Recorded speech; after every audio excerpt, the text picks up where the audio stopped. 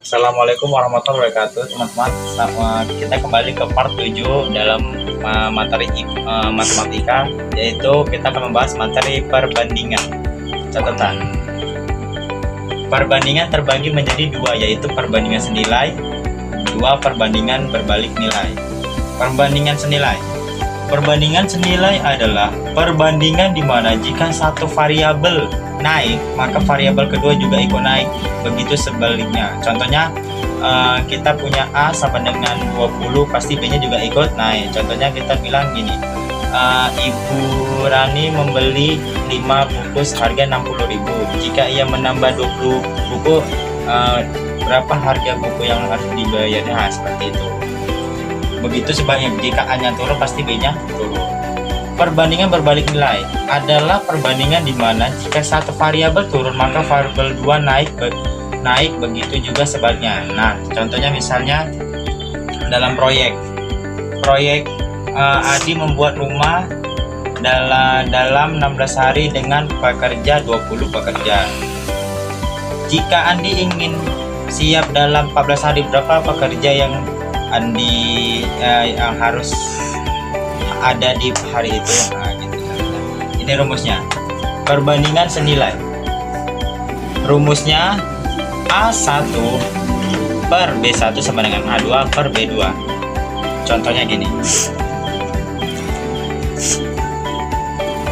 Misalnya kita jumpa ini hari, ini orang.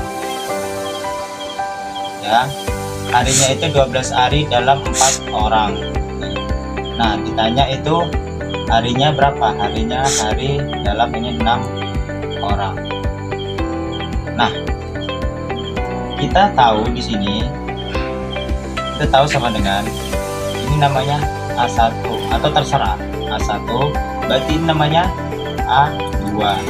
Ini B1 berarti B2. Berarti dengan rumusnya kita bisa letak di sini dengan rumusnya A1 per B1 sama dengan A2 per B2. A1 nya tadi apa? A1 nya adalah 12 per B1 nya 40 sama dengan A2 nya berapa tadi dicari? A2 sama per B2 nya berapa? 60. Nah, ini contohnya teman-teman. Nah, kita lanjut. Perbandingan berbanding nilai. Rumusnya A1 dikali B1 sama dengan A2 dikali B2. Oke, ini contohnya. Tuh. Ini contohnya. A1 dikali B1 sama dengan A2 dikali B2.